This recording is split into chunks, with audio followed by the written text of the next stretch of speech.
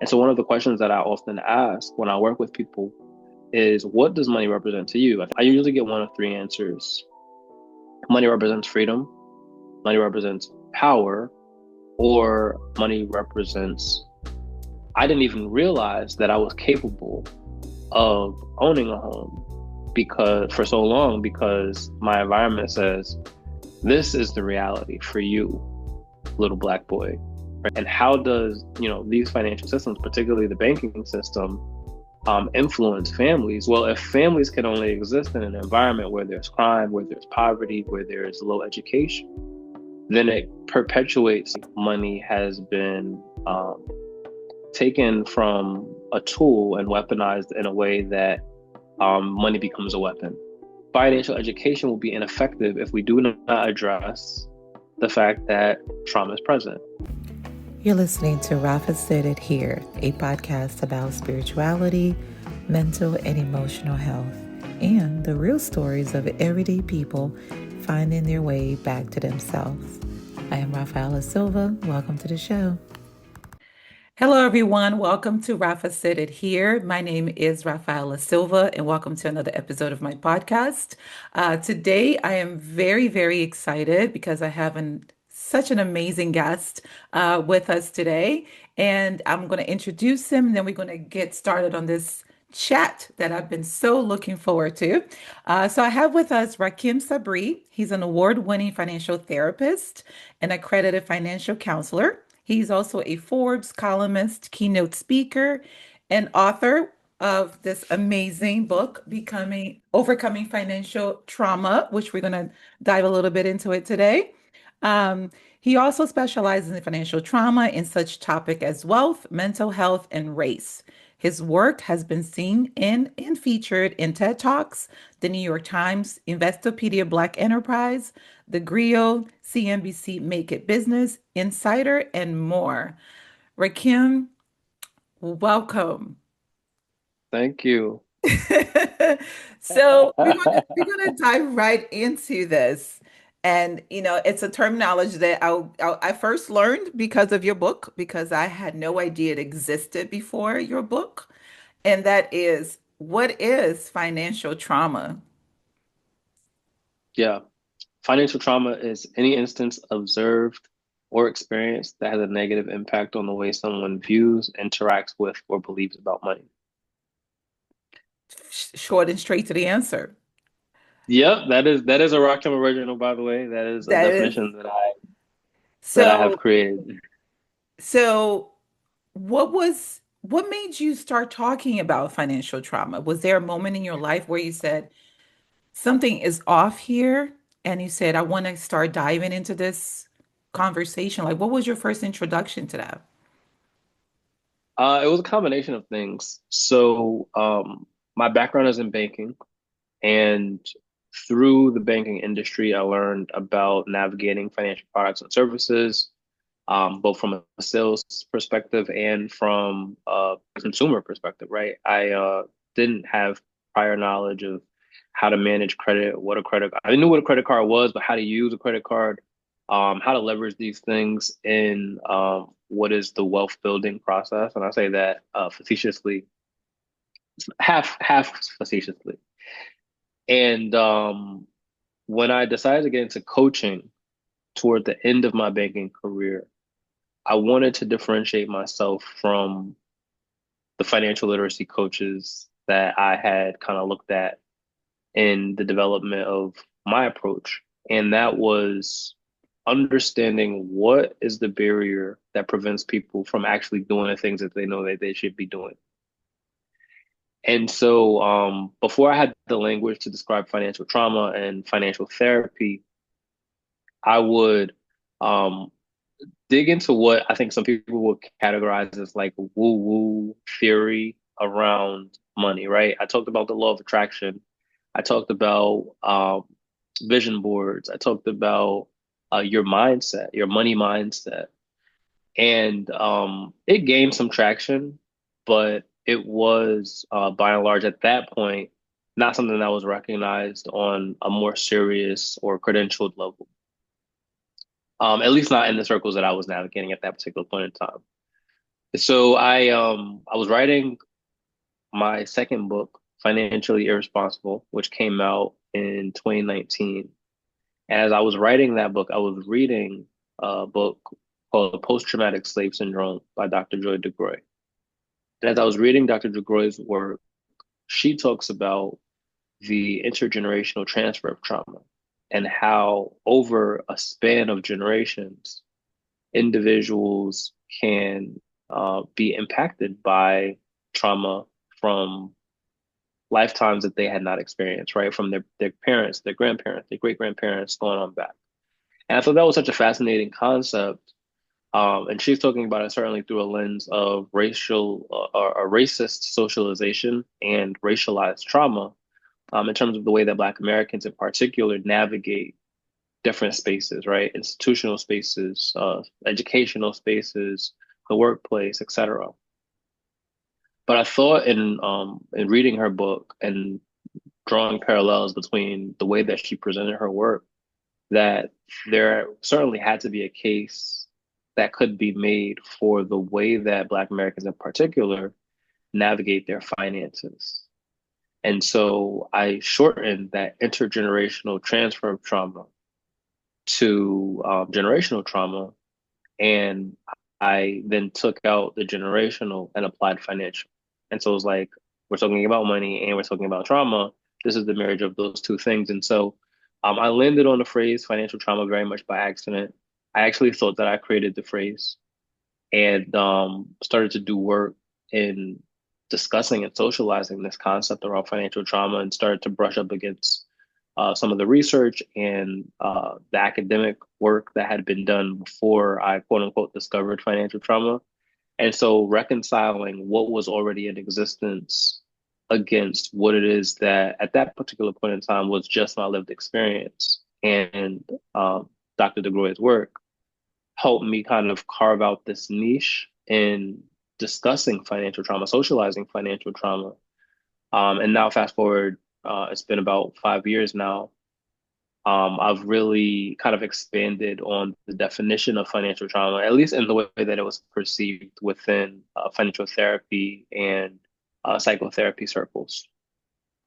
So this is something that's been around for a minute, this conversation around financial trauma, and like none of us have even heard of it or thought of it.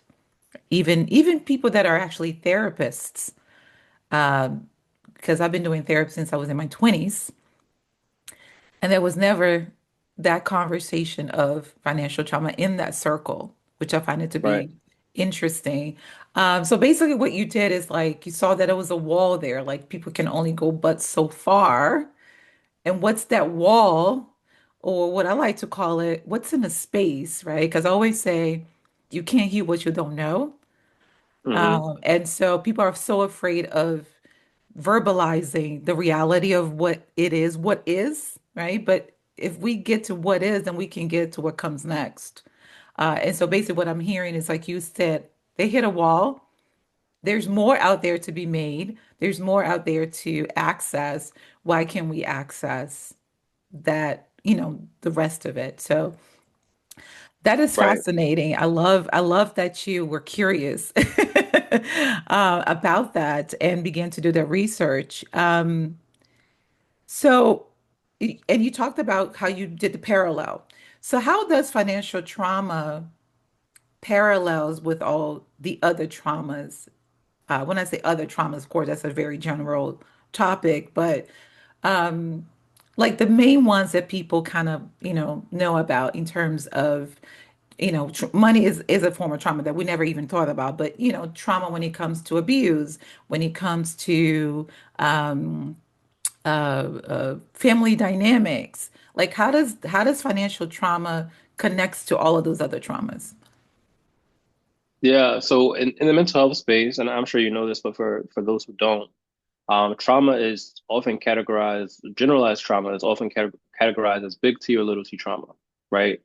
And so big T trauma is your classic, uh, I'm going to use the language that had been given to me when I first started studying financial trauma, flashpoint experiences, right? So Applied to money specifically, that may look like an eviction, that may look like job loss, that may look like growing up in poverty, that may look like repossession, that may look like bankruptcy, right? It's like this, I don't want to call it a fracture, but kind of like a scar that you have based off of this experience with money. Taking it into a more generalized lens on trauma, I mean, trauma is really a fascinating topic, right? Because although we can describe an individual response or reaction to trauma, trauma will look different across the individuals that experience it, right? And what may have caused me trauma may not be the same thing that causes you trauma. And so we create these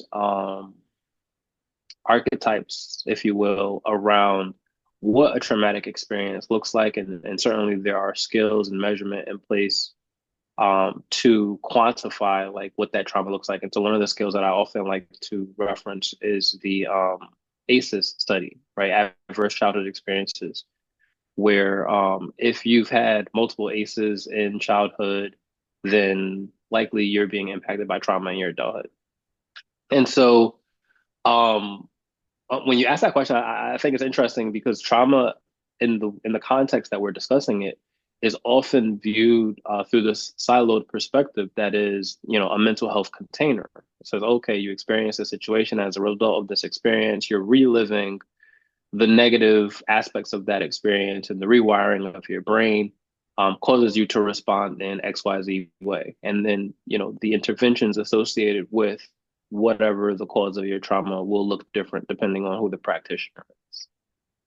How that looks different in my discussion around financial trauma is that I have removed the container that says this can only exist in a mental health space, while also pulling on the discipline of uh, trauma research that says, okay, I do agree that trauma may cause a scar, right, psychologically. May also have, likely will also have a somatic follow up, right? The embodied perspective of what that experience was. But it doesn't have to look like you were abused. It doesn't have to look like you, at least not in the traditional sense, right?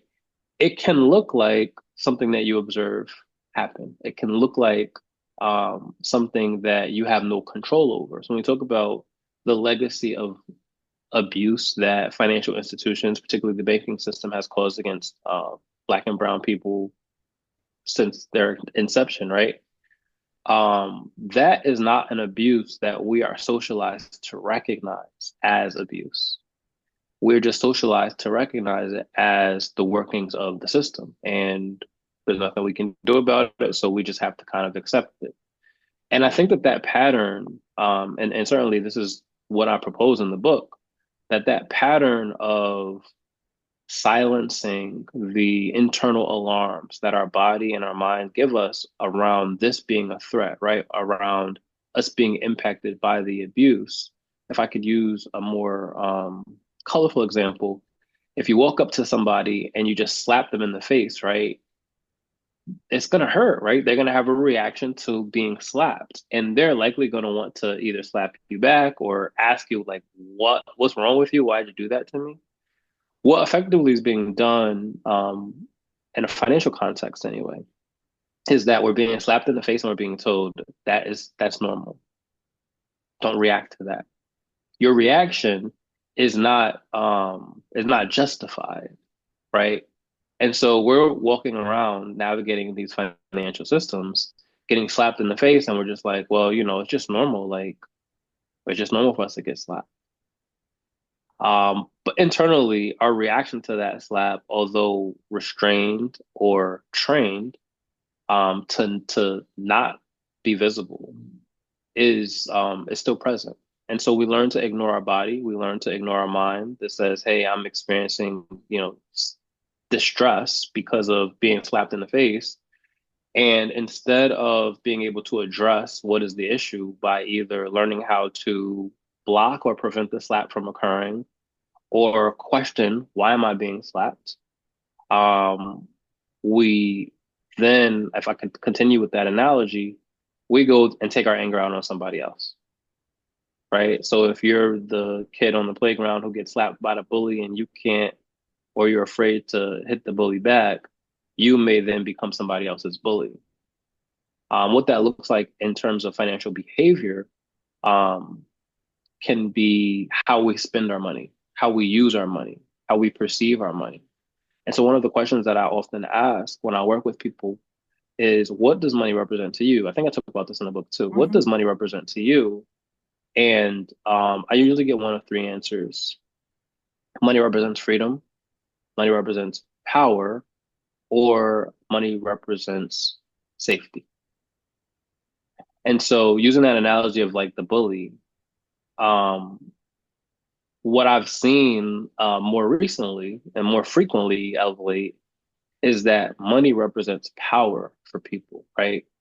Not just the power to exert onto somebody else. It also represents the power to not allow certain things to happen to us. And so, through that way, money has been taken from a tool and weaponized in a way that money becomes a weapon, right? Either a weapon that we use to defend ourselves or a weapon that we use to attack other people.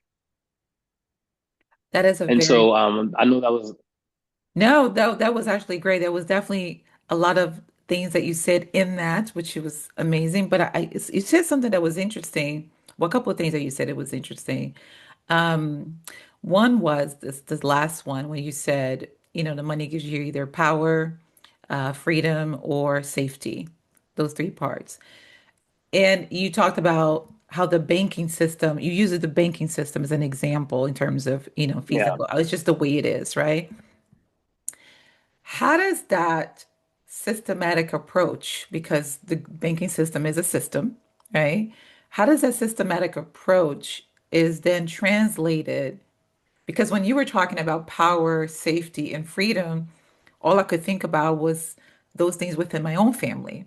So how does that systematic approach impact the family dynamics when it comes to money and then power, freedom, and safety? Oh, I mean, tremendously. There's a huge impact. If we just start from an access perspective, right? I'll use personal examples here. The pursuit of home ownership, right, is many times, if not in all cases, controlled by a bank. Some bank, right, carries the mortgage or the note that is extended to you and being able to purchase property. And so if that entity or that system is saying, well, you can have the money to buy a house or to build a house, but you can only build or buy in that area, right? Like that's not power. And if the area that they tell you, I'm thinking of The Lion King for some reason in this moment, but I'll go with it. There's a scene in the movie Lion King where Mufasa, the king lion, is taking Simba, his son, and showing him all the kingdom, and he's like, everything the light touches is our kingdom. And Simba sees like this shadowy area, and he's like, "What about that shadowy area?" And Mufasa is like, "You must never go there, right? Like that's not for you." And in Simba being, this young lion, he of course is curious. He's like, I want to know what's over there. Like, why, my dad is the baddest of the bad. Like, if he's saying I can't go over there, like, I want to know why. And then eventually he ends up over there, and it turns into this whole thing. But I think that analogy popped into my head because when you talk about that shadowy area, right? You're talking about the the hoods, right? You're talking about the impoverished neighborhoods. You're talking about the areas where, maybe the education system is not performing as high of a level. You're talking about the areas where crime may be higher. You're talking about the areas where poverty may be higher.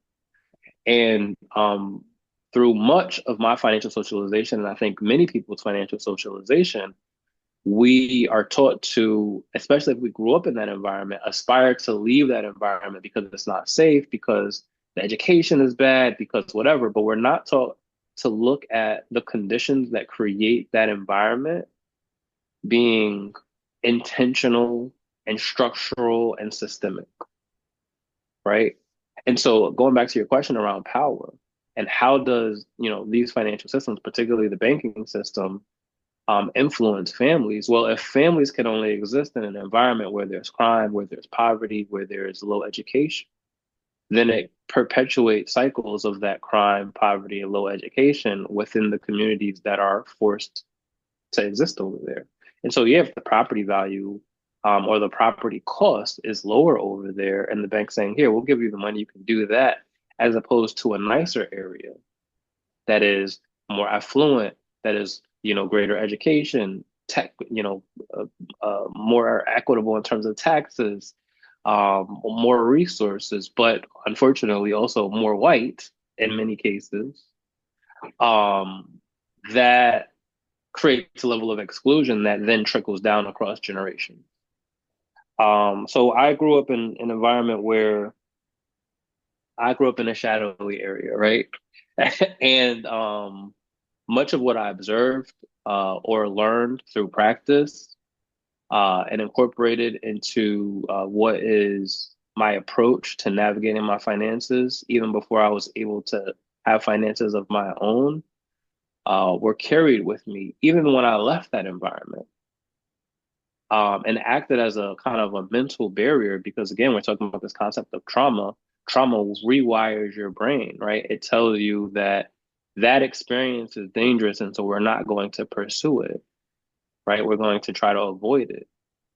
Um, I didn't even realize that I was capable of owning a home because for so long, because my environment says this is the reality for you, little black boy, right? This is what the people that are around you have been afforded, little black boy, right? And so when little black boy becomes a grown black man, even though I was relatively young, I was 21 years old when I started working in the banking industry, the education around the fact that I could acquire property on my own was kind of lightening up areas of my brain that says, oh, I could do this.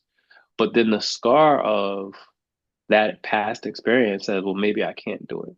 Right. And so I think this is a really important point to share when we talk about financial trauma, um, through a lens of, and I talk about six sources, but through a lens of agency that says, I have the self-determination and the drive and will to go and make this thing happen.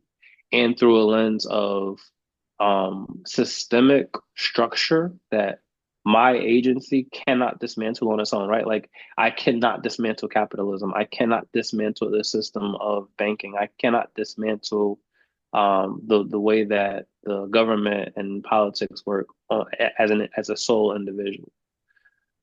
We have to look at it through both of those lenses that acknowledge the people who say, I don't want to depend on the government, right? I don't want to depend on handouts. I want to go out and build for myself, but also acknowledge the people that say, I've been trying to build for myself and my family has been trying to build for ourselves for generations. And every time we stack up these blocks, somebody comes and knocks them down. I'm tired, right? So I'm going to deal with what it is that I can do so that I can be happy, so that I can feel safe and create a middle ground where both of these groups are acknowledged and both of these groups can reach back to each other and say, hey, I see you, and this is what I can do to help you in your situation, or this is what I can do to help understand you in your situation. Because it gets so deep, right? When we're talking about the intersection of racism, we're talking about the intersection of classism, we're talking about white supremacy. And these are topics that, by and large, are removed from the conversation when we're talking about equity, when we're talking about inclusion, when we're talking about financial empowerment.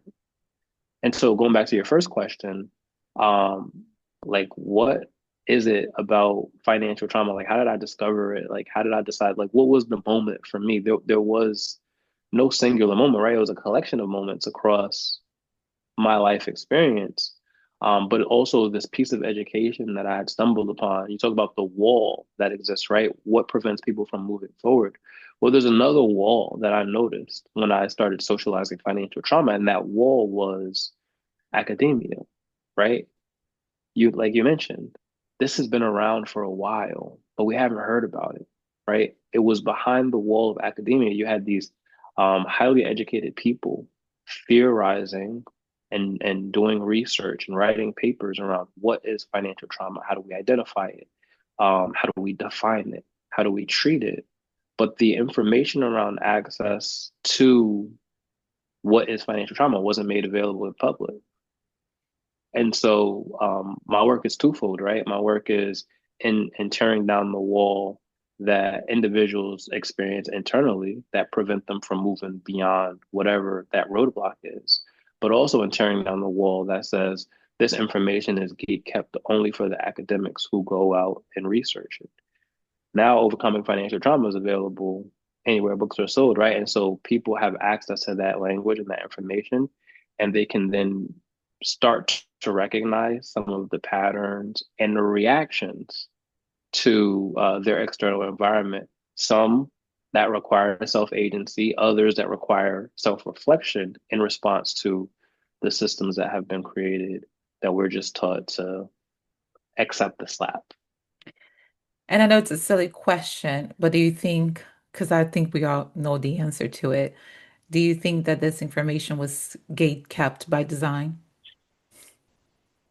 Because, and the reason why I asked that is I don't. let me tell you why I'm asking that question.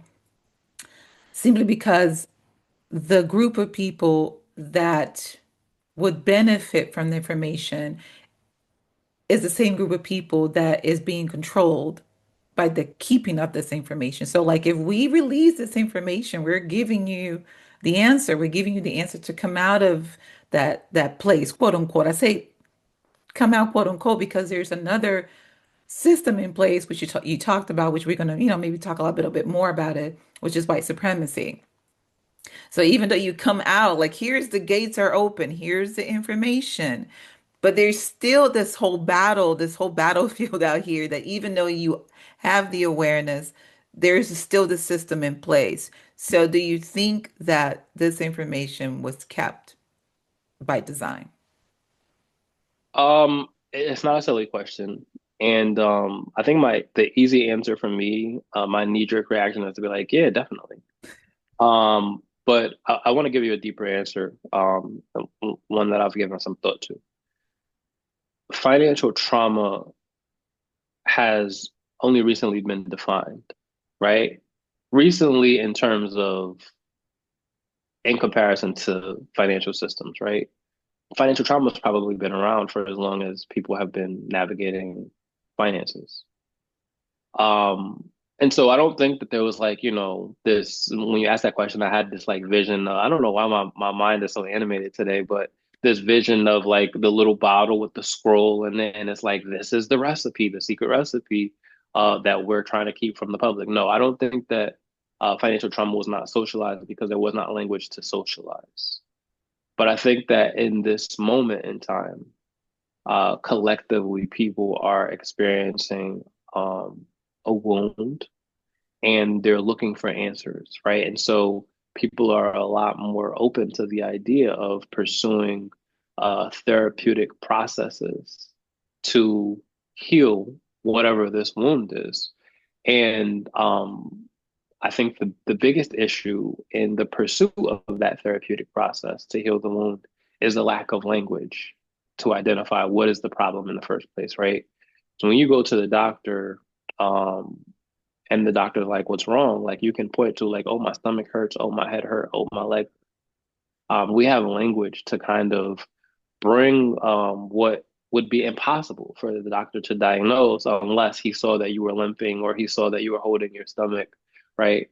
Um, you narrow down what is possible so that it's easier for the doctor to diagnose. I think the work around trauma generally and financial trauma specifically helps to narrow down like what are the symptoms that you are experiencing and what medicine do you need to heal what it is that you're experiencing, right? Um, Overcoming financial trauma was intended to be medicine. But as much as it was intended to be medicine, it was intended to be a diagnostic tool that says, if this is the problem, which it likely is, then this is what you can start doing. Um, I'm not a fan of Robert Kiyosaki in the way that I might have been in 2019, 2018. But during the period of time where I was learning about money, Robert Kiyosaki was my entry point into understanding financial education. And one of the things that Robert Kiyosaki used to say that I used to quote often was that the European system of education was not designed to teach you how to become rich. I'm paraphrasing. It was designed to create workers or people who would follow orders. And so they don't teach you about financial education in school because they don't want you to be independent of the systems that create workers or employees. Um, Agree or disagree with Robert Kiyosaki's personal philosophies or ideologies, that is something that I still hold on to, right? Even though we're starting to see sweeping legislation across the different states in the United States that are requiring personal finance to be taught at a high school level as a graduation requirement. Connecticut, the state in which I reside, is one of those states that require it now. I still believe that, to your point, the financial education by itself is not going to solve the problem of quote unquote financial illiteracy because people are still dealing with the trauma that comes with preventing them from being able to execute on what it is that they learn. And so the government gets to check off a box, the schools get to check off a box. We get to say, hey, we provided this population with all the tools that they need to be successful. We gave them the financial literacy. They're still making the dumb decisions that feed into a narrative that says that, black and brown people are lazy or black and brown people are going to make self-destructive decisions that, whatever these narratives that are in circulation look like. And then you're going to have the hardworking black and brown. I don't speak specifically about black people because that's my identity. You have the hardworking black people that says, I am a outlier. I am different. I worked harder. I worked 2 times as hard, 3 times as hard so that I can get where I'm at. I deserve recognition. I deserve power, right? By way of that increased salary, by way of the degree that I carry, by way of the possession that I occupy. And then their whole identity becomes this effort to escape the trauma, financial trauma of their experience, because they don't realize that their experience has been curated for them to fail. And so even though, yeah, you escape, what was planned for you and you experience this level of success on paper, um, now you have to reconcile with yourself internally. Like, what is it that I had to do? What is it that I had to sacrifice? Who is it that I had to become in order to experience this safety? And how do I show up in the lives of the people that I interact or engage with around me, right? My friends, my family, my community. Because if I go and I extract from my community and become this, I hate to use this analogy, but like I said, my brain, I'm just going to go with it. Become Michael Jordan, right? Like I become Michael Jordan, or I become LeBron James, or I become Jay-Z. Um, and my community is like, hey, great for you. We want to celebrate you for achieving this feat financially, but also like we're still hurting. And the attitude is, and I'm not saying this is the case for any of them because I don't know any of them personally, but the attitude is, I worked hard for this. Why can't you work hard for it? Right? Like this is my money. This is not our money. And that's a conversation that's often not had, but tiptoed around within the Black community. This concept of quote unquote Black tax that says because I made it, now I have to care for everybody else. And I speak about that in the book as well, right? Like, how do we stand on the line of being driven to enrich and enrich not by way of physical wealth, but enrich by way of the exchange of ideas and resources, our community and protecting the wealth that we have accumulated and created for our own safety, right? It's a tough Yeah. ask. And without, and so, I poo-poo on financial literacy this whole conversation so far, but without the financial education or the knowledge of how to navigate these financial systems, how quickly does that money vanish? If we are so community driven that we prioritize buying mom a house, buying my best friend a house, buying my whole family a car, right? Before we create safeguards for our own money so that that wealth is sustained, so that we could be in a position to help other people. Got it. Once something you said, because you're talking about imagery, and I started creating this image in my mind Yeah, when I'm you, sitting here and I'm like, yo, I never do this, but like you're asking me these questions. These no, images are coming up to describe it, no, and I'm like, it's okay, I'm gonna go with it. great. It's great because I learn with image, so I'm an image person. So for me, it makes sense to see, like it helps me visualize what's actually going on. And as you were talking, I created this whole image in my mind when you were talking about how it's curated, like this whole thing is curated, right? Um, and all I kept imagining was a bunch of people inside of a box, and there's this whole story that was created for the people in the box. And every now and then they create a different role. So let's say, for example, this person here, I cannot deal with this pain anymore. Okay, let's create a different role for this particular individual, like a Michael Jordan of life, and he's going to do this, but nobody around has ever given the language, nothing. We're just going to make this one here successful. We're going to allow this one to be successful so that this person has a reaction, this person has a different reaction. It's almost like they're doing like a like we're like, I hate to say it, but like rats in the lab. Let's just give each one a different thing and see how they react to each other. And from that reaction, we can create other systems that will keep some, still in the box. Other might come out every now and then, but they can never go as far as becoming who we are in its totality. Like that power that we seek, under a system that's been curated will never happen because we have quote unquote power, but it's within this constructed space, right? So Right. with that being said, do you think that, let's say, for example, I'm a person, I'm going to, hire a financial therapist. I want to, deal with my financial trauma before, let's say I hit the lottery today, right? And I want to deal with my trauma before I go into any type of investment. Like now I have the language for it. Would I ever be able to express and when I say power, I'm not saying power in terms of control, but power in terms of agency, right? I have the agency to do X, Y, Z. Would I ever feel safe? Would I ever, be able to do the things that I really want if there is this continuous system in place, which we're calling, white supremacy and capitalism? You know, is that even a reality? So, in other words, am I doing all this work, but I'm about to be stomped on in the next year or so because there's a system that does not want me to have this much access. I think that's a really good question. Um,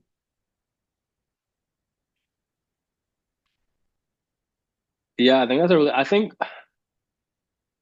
wow, will I ever feel safe is a question. I think that you can create safety for yourself, for your family, for your community, to a measurable degree, right? Where your feeling of safety. So I'll use this analogy because it's popped into my head, right? Somebody's, we'll talk about the somebody walking down a dark alley at nighttime, right? Um, if this person walking down the alley, dark alley at nighttime, and they do not know martial arts, they do not carry a weapon, they may not feel safe. If that same person is walking down the alley, um, with a weapon but do not know how to use the weapon. They may feel a little bit safer, but also they may cause harm to themselves and others inadvertently. If the person is trained, like as a martial artist or trained in the weapon that they're carrying, they may feel significantly safer. Safety or the feeling of safety does not erase the possibility for danger, right? So, will I ever feel safe? You could. The, does that make me immune to the possibility of experiencing harm or danger? No, right? I don't think there's anything that removes that possibility, particularly as we navigate systems that we don't control. And so, I think that I have a couple of thoughts, specifically through the lens of financial trauma, which is the area that, we're focusing on, right? Because financial therapy is broad and it addresses so many things. Um, when we have language to describe and identify what is the cause of financial trauma, and we can recognize how our body and our minds respond to those triggers, or our bodies and our minds respond to those experiences, then we can be in a better place to adjust for ourselves, the degree to which we feel safe, the degree to which we feel powerful, the degree to which we feel free. Um, and I'm using that language intentionally, right? To which we feel each one of those things, because the feeling of those things may not necessarily be the same as the actual experience of those things, right? I am safe. I am free. I am powerful.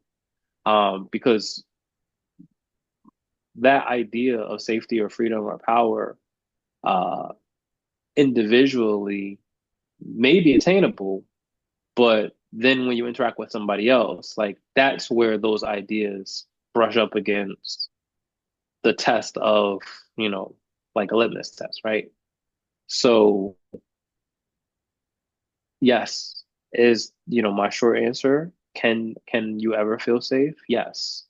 Does that mean that you will be immune to the possibility of danger or harm? Absolutely not. And is there a world where that will ever be? Maybe heaven, right? Like, I think as long as there are people out there who are capable of having the desire to cause you harm, there will be a threat of harm wherever it is that you go. Whether you are armed, whether you are trained, whether you're prepared or not. And so in those moments where, again, using that analogy, you're walking down a dark alley, you don't have a gun, you do have a gun, you're not trained, you are trained. Like if somebody comes up to you and tries to mug you or tries to take your life, in all of those scenarios, there is a possibility for the individual who's walking down the alley to walk out alive.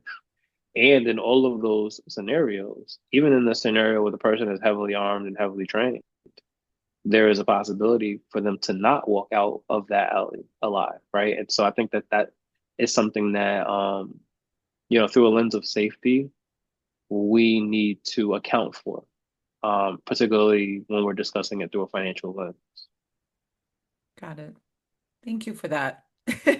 Thank you Because for the question. That was a really good exercise, and I'm going to use that moving forward. That analogy moving forward.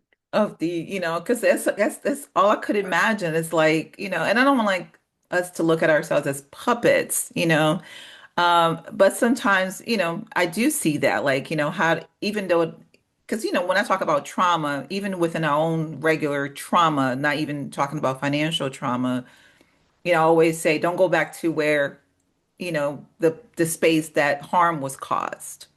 But it doesn't mean that harm can be caused somewhere else either, right? Because as you just mentioned, Correct. if there's a possibility someone wants to do something with you, they're going to do something with you. Um, so, as a financial therapist, as people begin to do their work of healing their financial trauma, because Hmm. we're still under a system of capitalism, and not to say that other countries don't have capitalism, but it's not like it is here in the United States. As a financial therapist, would you recommend someone who has gone through the process of financial healing to perhaps begin to look for other spaces in the world where they can experience, the freedom, the safety, and the power that they're seeking, because they know that if they do try to do it here, it's still within a certain type of control. As a financial therapist, no, Mhm. I would not make that recommendation. Partially because most conversations that I have with people don't get as deep as you and I are in discussing right now, right? Like there's an acknowledgement of systems, certainly. And I mean, I've outlined a lot of that acknowledgement in the book, right? But in those conversations, I don't point out the systems for both consciously and I guess subconsciously, right? Intentionally or unintentionally. Because one, the systems we can't change. At least we certainly can't change them overnight, right? So if somebody comes to me and they're like, "Hey, I have this problem. I'm looking for some relief or I'm looking for a solution." I can't say, "Go out and dismantle capitalism," right? Go out and dismantle white supremacy. And so I don't want, and I've run into this early on when I first started socializing financial trauma, that people were responding to me and saying, talking about financial trauma all the time is very depressing. It feels like doom and gloom, right? I don't want people to feel hopeless in the acknowledgement of financial trauma. Certainly not through the words that I share, right? And as I socialize this and I talk about financial trauma, many people will be hearing it for the first time or have heard it for the first time from me. I want them to recognize that it exists, but also to feel encouraged to take action against what this experience is. And so the second reason is that some of the people, maybe many of the people who are experiencing financial trauma, who may come to me and say, "Hey, I'm on this healing journey," or "I'd like to embark on this healing journey," when it comes to money, cannot afford to uproot or do not have a desire to uproot their lives and their families to move elsewhere. And so I would be offering a solution that is not very practical or in alignment with their values and their goals. Now, there are some people, actually, there's one person in particular that I'm thinking of that I know personally who left the United States, lived in the United States their whole life, moved to another country, and like is living their best life, and shares regularly about what living their best life looks like, right? The food that they eat, their capacity to grow their own food, their capacity to use the food as medicine, their capacity to build community or give back to their community based off the skills that they've acquired here. So, do I think that it is impossible? Absolutely not, right? People can certainly decide that they want to go and live elsewhere. But I think that my work and my inclination in doing the work here is to help people recognize and navigate the systems that are present. And who knows, maybe if enough people get their hands on my book, enough people will be inspired to dismantle the systems that are present, right? And then, what accomplishment that would be. Um, but for now, I think certainly looking at it from a grassroots perspective, individuals who encounter my work, I want to certainly take it seriously, but I want them to leave with a measure of encouragement rather than feeling discouraged, like, oh, well, there's no point, right? That there's nothing that I can do. The part B to that answer is that I think that through the socialization of my work, more people who are on the higher end of that earning spectrum are going to realize that they are not immune to experiencing financial trauma as well, and that it will create a bridge between people who are on the lower income earning side of that spectrum with the people who are on the higher income earning side of that spectrum. And so there's a chapter towards the end of the book, I think it's 17, where I talk about philanthropy and social responsibility. and like, hey, you may have arrived and whatever that looks like for you. Here's what you can do with your money to support your community and to help not only heal your own financial trauma, but the financial trauma of other people. Here's how you can use your money as a source of power. And so, yeah, for right now, I would not recommend people leave. People got it. So if someone was to say, they wanted to come to you to have a session as a financial therapist, what does that look like on a court? Like, what does a financial therapist help you do? And because we know what a therapist can do for us that's trauma informed. What is it like to work with a financial therapist for especially, and I wanted you to answer this, especially because you mentioned, because I never would have thought that people was looking at your work as a from a depressive state. I look at your work from an excitement. Like I get excited. That's my reaction. But I can see where people can look at your work and say, you're talking about, because I think they're connecting financial, whatever they understand of finance is. So that trauma is probably being relived. And then there's the word Hmm. trauma there. I can see why that can constantly, 'cause that's your work. That's what you're going to talk about. But for those of you that never heard of financial therapist, are dealing with financial trauma, what does that work look like if they were to say, I'm going to seek financial therapy? What does that look like on the court? Yeah, I'm going to answer this question two ways. One is through the lens of working with an individual one-on-one, right? So, financial therapist's job is, I think the simplest way to articulate it is to help people feel better about their money, right? Um, how does that look different from a financial advisor or financial coach? Financial advisors often look at long-term planning into the future. Financial coach or financial counselor is looking at what are you experiencing right now, right? How can I help you accomplish whatever the goal that you're addressing right now? Financial therapists oftentimes look back. What happened to you, or what did you experience, or what did you observe, right? That has shaped your reality today. And then how can we use the tools and the education that we have to educate, to help you become educated on how to change that, right? Because it's not our job to change people. It's our job to help people feel better about their money. And so many times what we'll do is hold up a mirror and say, hey, this is what you're showing me. This is what you're telling me.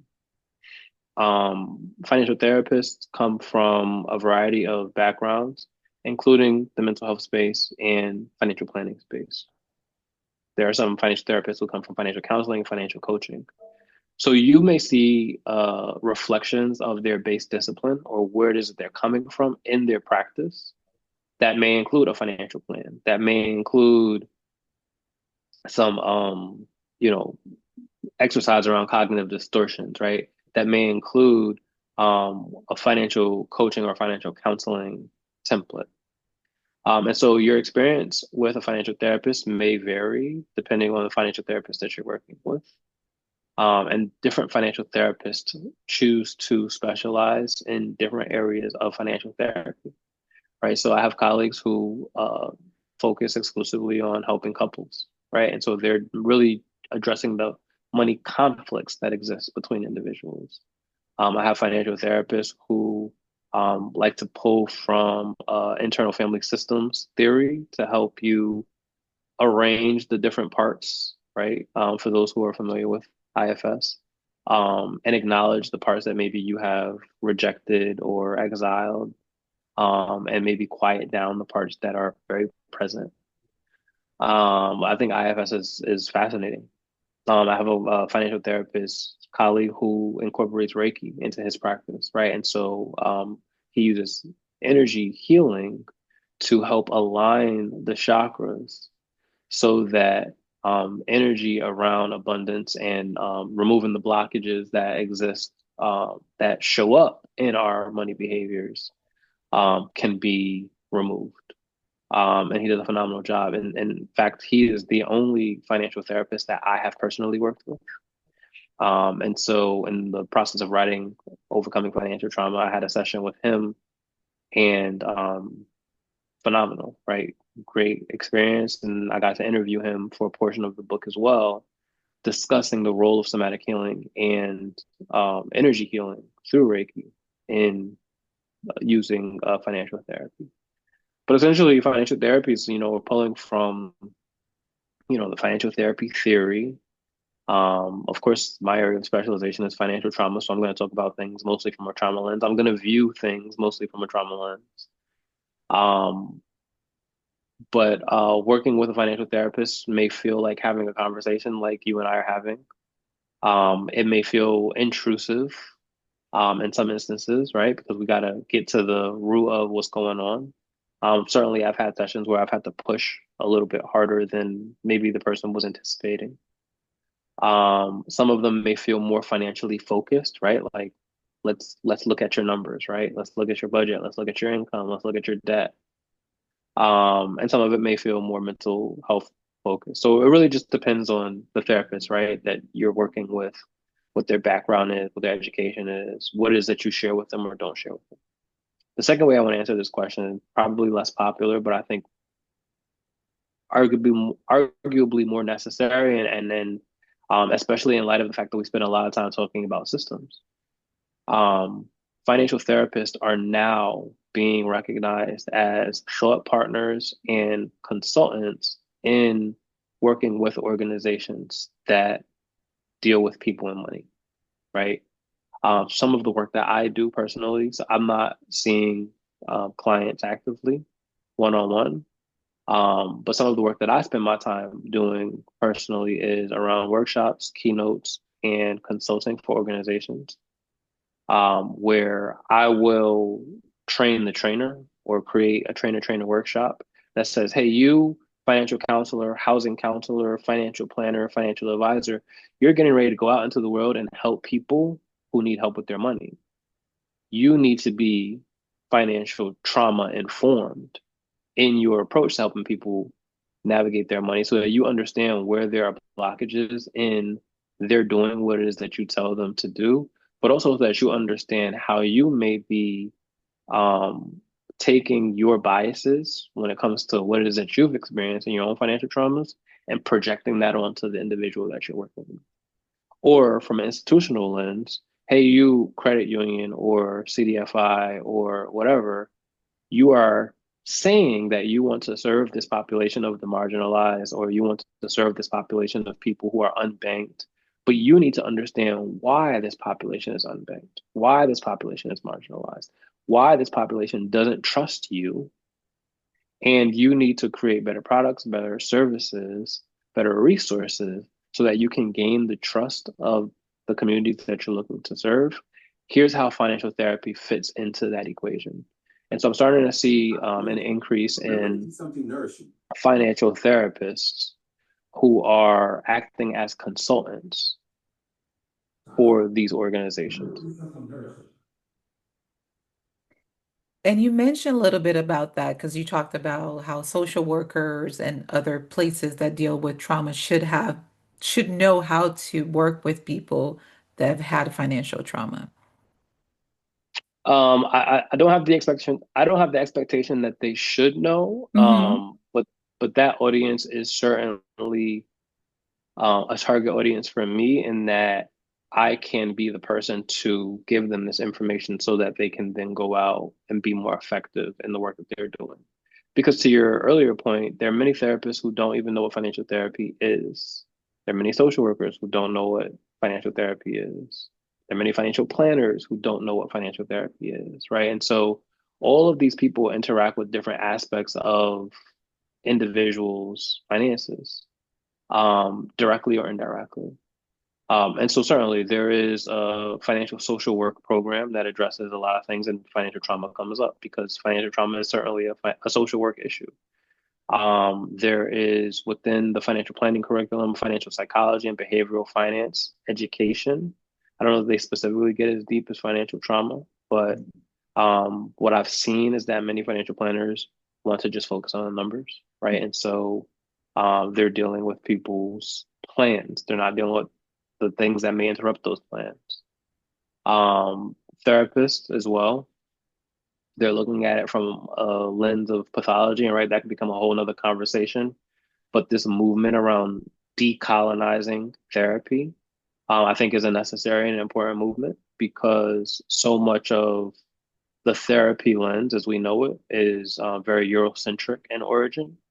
And so we're looking at behaviors or responses or practices of people who don't have a Eurocentric vantage point through the Eurocentric vantage point, and we're saying there's something wrong with you because this is what the book told me, right? Um, and so yeah, there's my audience is kind of a step higher, or I don't want to say a step higher because that creates our hierarchy. But my audience is different than what your typical financial therapist is going to see in working with individuals one on one, right? Like I like to work with the individuals who work with the individuals, and I think that's pretty apparent in my book as well. I like to use the word expensive. Like they have expended a little bit more as opposed to use And I think hierarchy. Yeah. yeah, it's required. I think Yeah. my work requires that, right? Um, could I just focus on the individual? Certainly, and I think that I would do very well just focusing on the individual, because who's not experiencing financial trauma?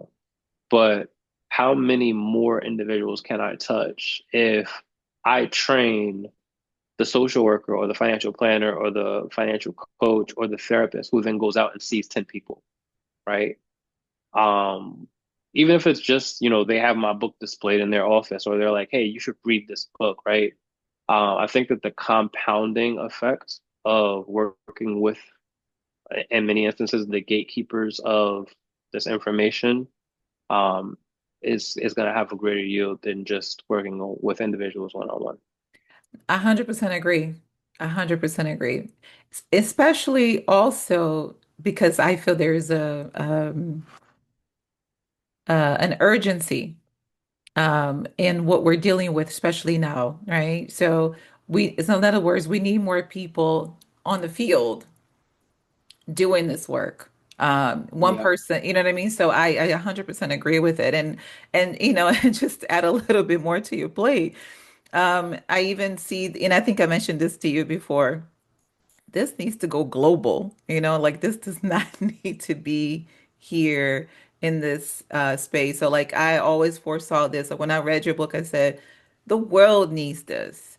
My country needs this, especially Brazil, like because a lot of us, if I was to say, because this is what it is, at least 80% of that country is Black. I don't care what the statistics say. If you do the math, if you look at history, that country is 80 something percent Black people. Okay. That are still living in very marginalized communities, what we call the favelas, the slums, who are satisfied, whose mentality is just the way it is.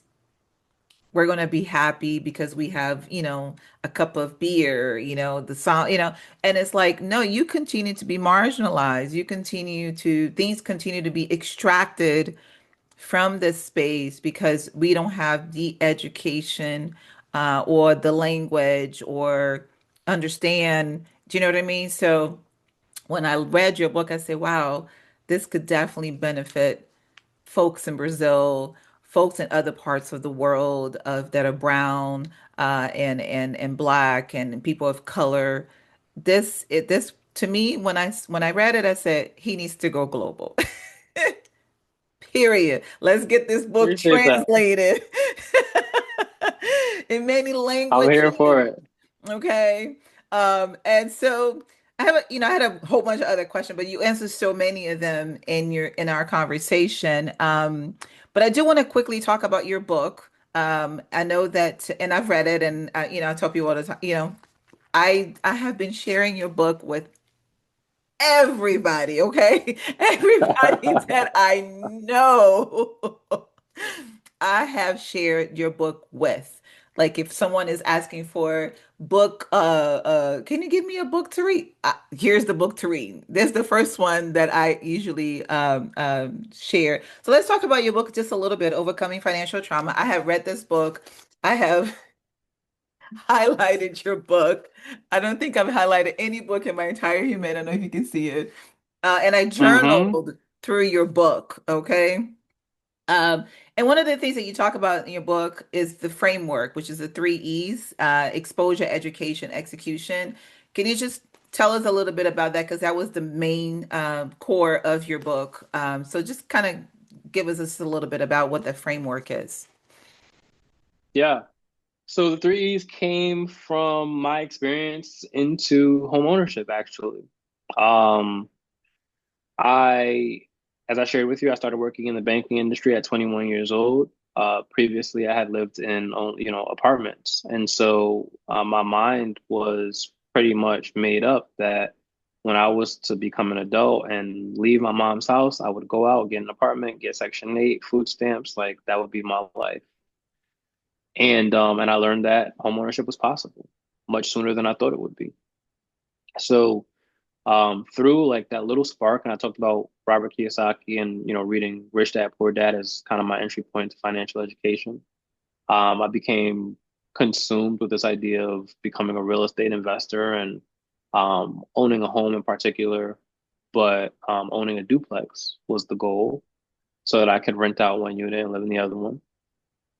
And I realized that it was an uphill battle from where I was, right? I didn't know anything about credit.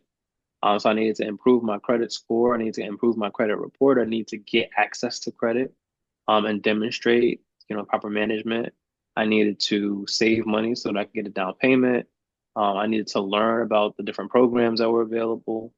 And so that exposure piece really kind of covers this idea of becoming aware that something exists, or having language to describe what that thing is that exists.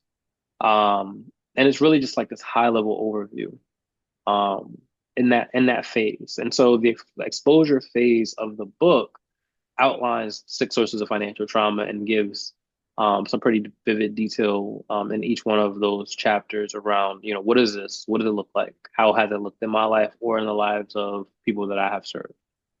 The second phase is the education phase, which really focuses on the education, right? Like learning the nuts and bolts, if you will, of the process. And so I include financial education in that phase, of course, because financial education is part of education.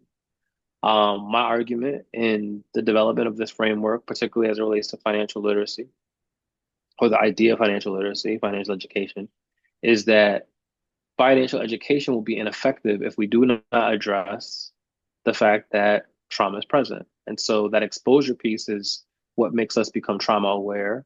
And then the education piece says, okay, how do we take this trauma aware lens and look at where are our gaps in understanding how our mind works, how our body works, the role of education in navigating financial systems, right? What is a checking account? What is a savings account? What is a Roth IRA, right? Like, how do we plan for retirement? All of those things that traditionally are focused on in financial education conversations. And then the last E um, is execution. And that's like doing the hard work of whatever that thing is. So for me, through the lens of the home ownership process, I had became aware that it existed. I got educated on the process, knew what I had to do, who I had to talk to, who I had to have in my corner, started the process. And then when I got to the execution phase, I had already had put in offers at this point. I had already put down deposits at this point. But I started to wonder, what if? And those what ifs surfaced as, what if the roof needs to be replaced? What if the water heater needs to be replaced? What if the furnace needs to be replaced? What if, what if, what if? What if I don't have the money?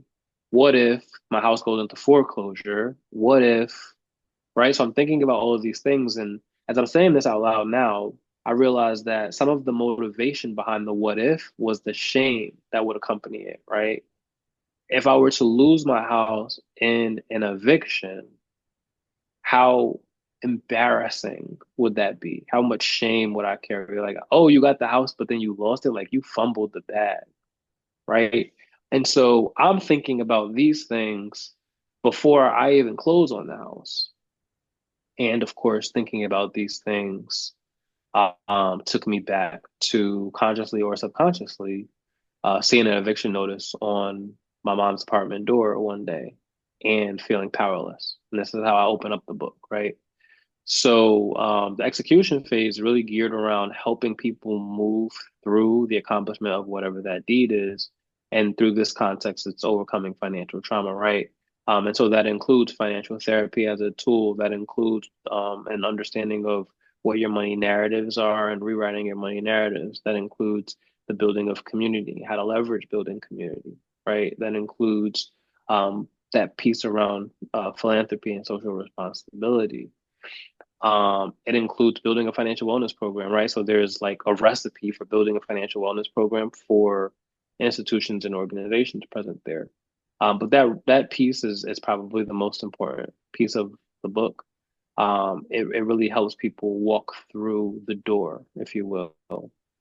And that was designed by intention, right? So in my own life, when it came time for me to close on my property, right, I had help walking through the door. I had people tell me like, "Hey, don't worry about it. If you need to do this or if this happens, like we got your back." I began to take inventory of the resources that I had available to me, financially and otherwise. If this happens, then I'm going to need to do this. And I didn't know at that particular point in time what homeowners insurance was for or that it could be used. So I learned over time, like, oh, I have homeowners insurance. And so um, I'm gonna run past this really quickly, just because I don't want it to take up too much time. But 30 days before the book was published, I experienced a house fire that took the house, right?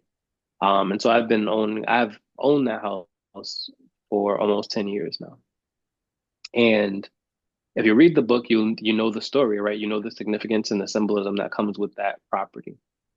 Um, so where I am now is an apartment that, for the first time in my adult life, I'm living in an apartment, right? And so I've had to learn not learn, but get used to and adjust to what that living looks like.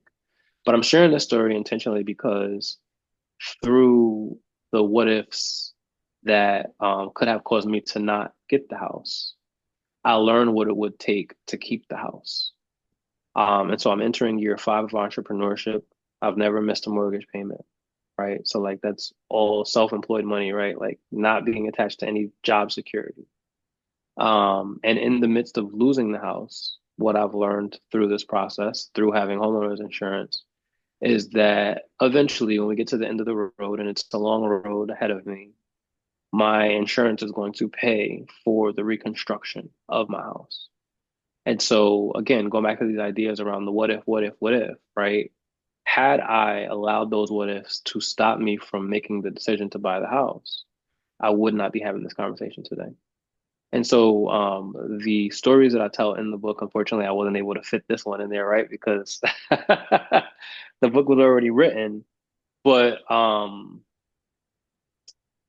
through the lessons that I share in the book, like these are things that I've had to live, right? It's not just things that I've researched. It's not just things that I heard about that sounded cool. It's not things that I theorized around.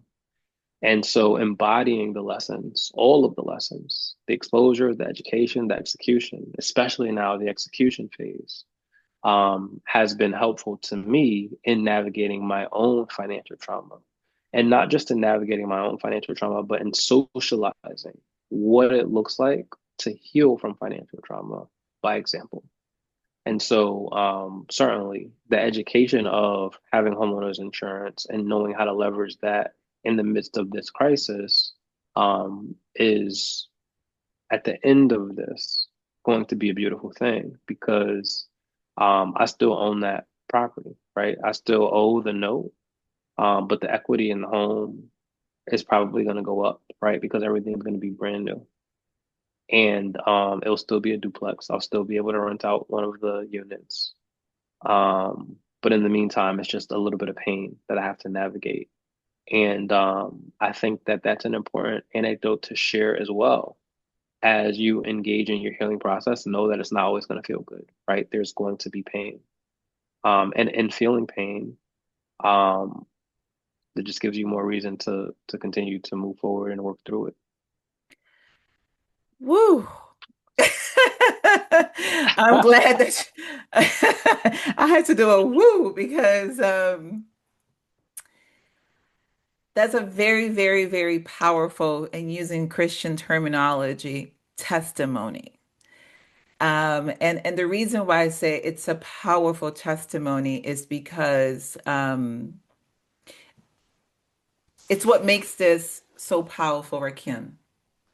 When I read this book, I usually because I'm neurodivergent, so finishing a book, it's like, it's a year task. But I was so committed to to your work. I was so committed to wanting to know, to wanting to learn, to wanting to heal that I finished your book within a month. I think it was like a month and a half or so, which is like OMG for me, right? Because I have a bunch of books that I'm right in the middle, and I was like, I want to finish this book. And it was the first book that I actually journaled through as well. Because I saw myself in your story. I saw myself in the examples that you gave. And I was able to go back in time in my own life and say, oh, this is where I experienced this. This is where this comes from for me. This is where I felt shame or not safe or felt powerless. I was able to see myself in your book. And so, as you mentioned, the things that you went through is really what it gives you that power to pierce through our hearts. Like you lived it. You know what it is. You're not talking about theory only. You're not just creating theory to get, because a lot of times we read these books, it's just a bunch of theories and it leaves us in the same place where we began. Right. And so your story, what you went through, like I said, it's a little bit of pain, right? But the beautiful thing is that you just, I'm really excited that you get to like rebuild like a whole brand new house out of this, and not to sound like, um, because I don't always believe this idea that you must go through pain in order to get a blessing. Like I don't subscribe to that at all times. I know that blessings do come from things like that, but I don't think that's a necessary thing. But for such a time as this, that you are, 30 days before the book launch, this happened, and here you are sharing this powerful testimony of, look, it's going to be better than it was before. And that For sure. is, I mean, to me, was like, it's a wow moment for me. So thank you for sharing that with me. Thank you for being here. Um, and here's my last question for you. What would you say, what advice would you give to someone right now that has lost it all? Like, what would you say to that person who's at that space in their life? I have like nothing. I've built all these things and now I have absolutely nothing. What would be your word to them? Yeah. What would my advice be to myself in this moment? Um, my advice, I don't want to give you like a super cliche one. I'll start with this. Establish your safety first, right? It's so funny you asked this question because I was thinking about this last night, before I went to bed. There was a period after the fire where I spent 30 days in a hotel, right? So I was homeless. And so it's so cliche, right? Of these success stories, you hear people like, "Oh, I slept in my car, oh, I was homeless." And I was like, I would hear those stories and I was like, "Oh, that's not me, and hopefully that will never be me," right? And then, I experienced this. And homelessness looks different, right? So I wasn't on the street like, but I was homeless. I felt like I didn't have a home. And the thought that I had was of a version of me that was just, crying constantly. I was constantly crying when the house burnt up because of what it meant to me, because of what it meant for me. And I remember I was at my mom's house and I'm standing in front of her and I don't remember what we were talking about, but I know that I said I want to go home, right? And there's no home to go to. And I just like start bawling. And my mom's just like, this is grief, right? Like this is what you have. This is I can't do anything about this for you. Like it hurts me to see you in this position, but I can't do anything about it. You have to go through the process. And I think when I was able to sign the lease to this apartment and I was able to move in here, that I was excited because although it wasn't home, I felt secure, felt security, right? Um, and I have relaxed into that security over the course of time. So this is we're looking at December 2nd, I signed my lease. So looking from December into, now we're close to the end of February. So a couple of months. Um, that has been the biggest thing for me. Establish safety. And safety doesn't just look like having a door that you can lock or a place that you would call home, right? Safety looks like play, right? I play video games all the time now. I didn't play video games before this. I bought me a paint set. I haven't opened it yet, but I intend on painting. I bought me a puzzle, a jigsaw puzzle. I bought me a Lego, right? Like I want to feel, let me say it like this. I want to provide for the childhood version of Rakim safety in the decisions that I make with my money or without my money, right? Some people who are starting over, they don't have money. Maybe you can find safety in community. A big part of my testimony, if you will, is that somebody in my friend group started a GoFundMe for me. And they were like, before they started, they called me and they were like, you need to allow people to do things for you.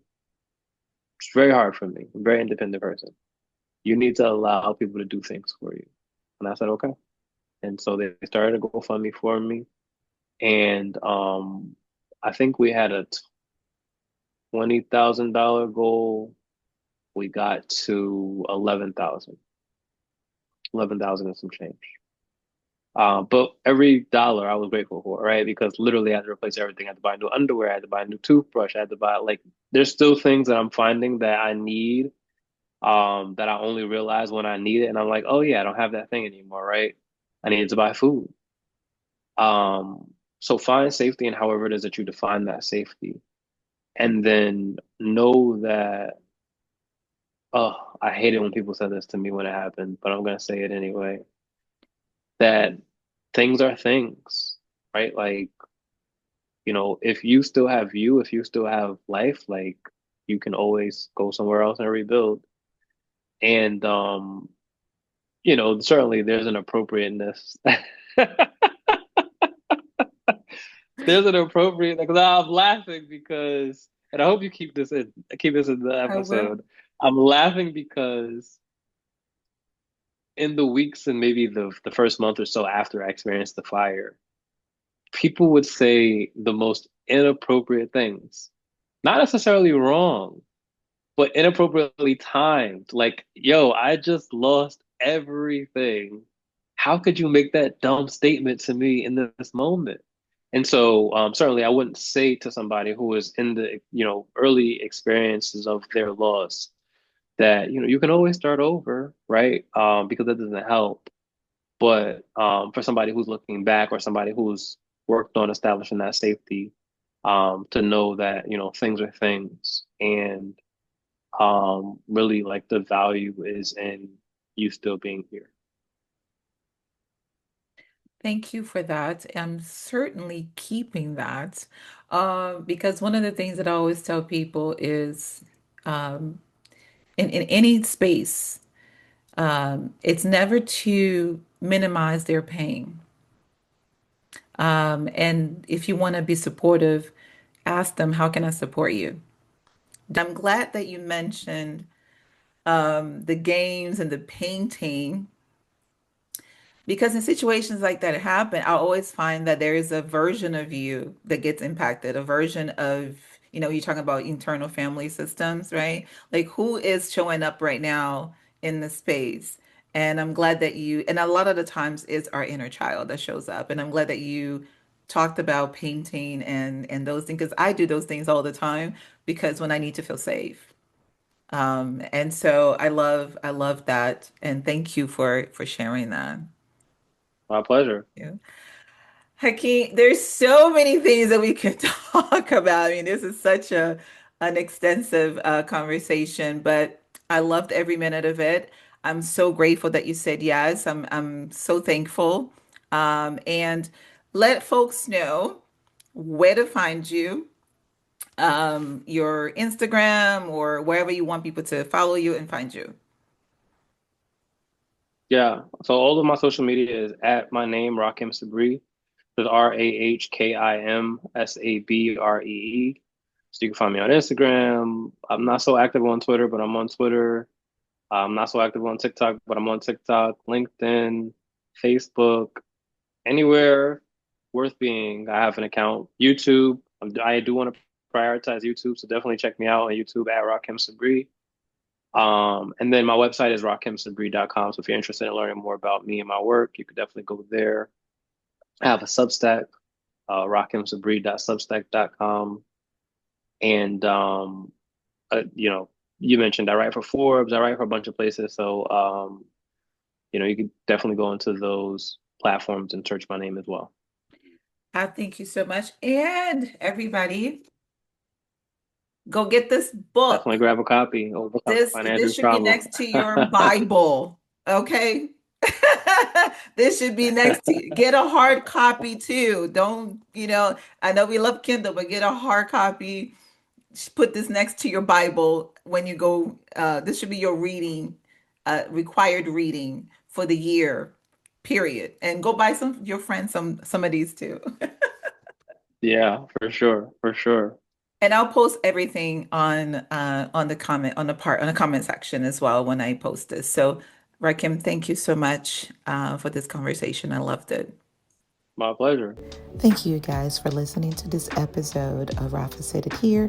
Make sure you hit the subscribe button so that you can get notification of my latest episode. Sending you love.